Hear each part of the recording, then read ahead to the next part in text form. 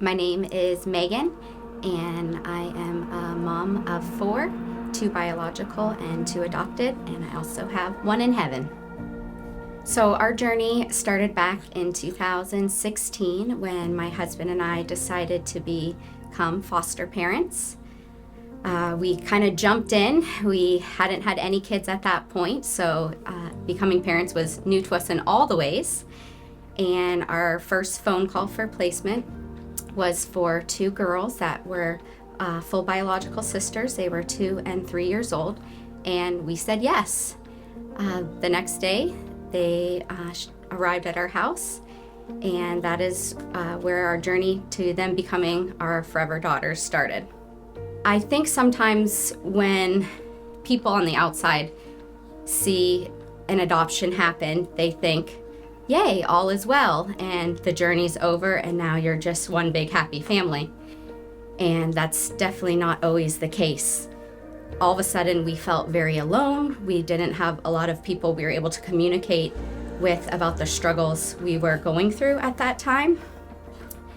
And our girls had also gotten older and were starting to become more aware of their story, and that brought along with it some big emotions and feelings.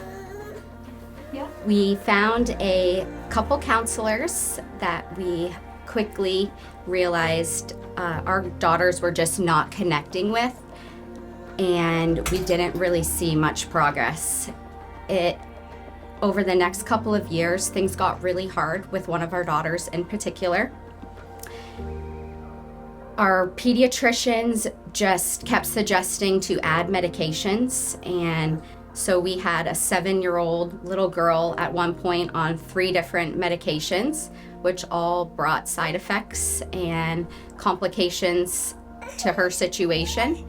It just felt like things were getting worse and worse, and we didn't know where to turn.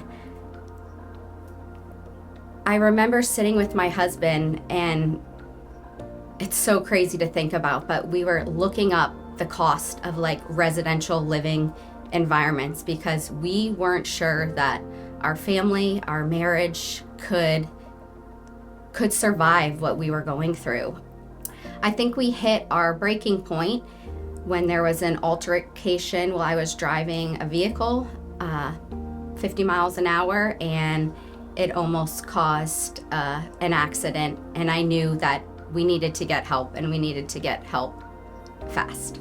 The pediatricians didn't really have any more advice on where to turn, and I remember hearing about the Nurture Place and knowing a little bit about Angela and her heart for kids from hard places. And so I texted her, and she got us right in to see Angie.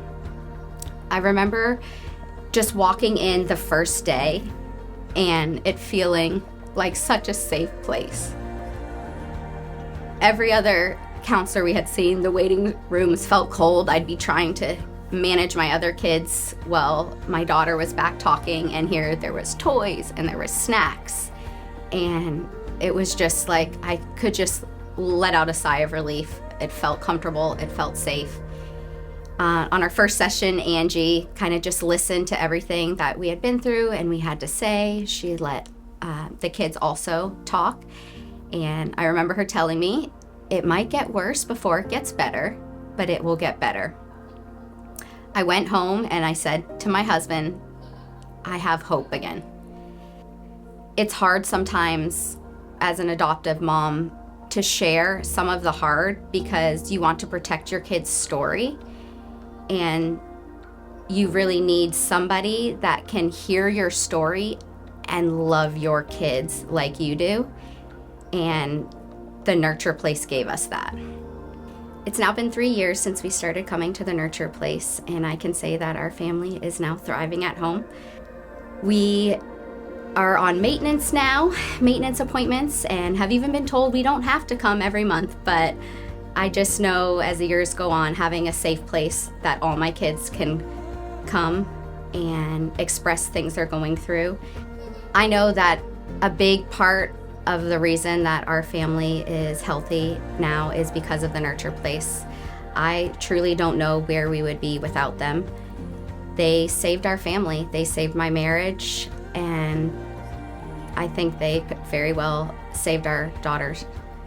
And we're eternally grateful for the Nurture Place and everything they have done and continue to do for our family.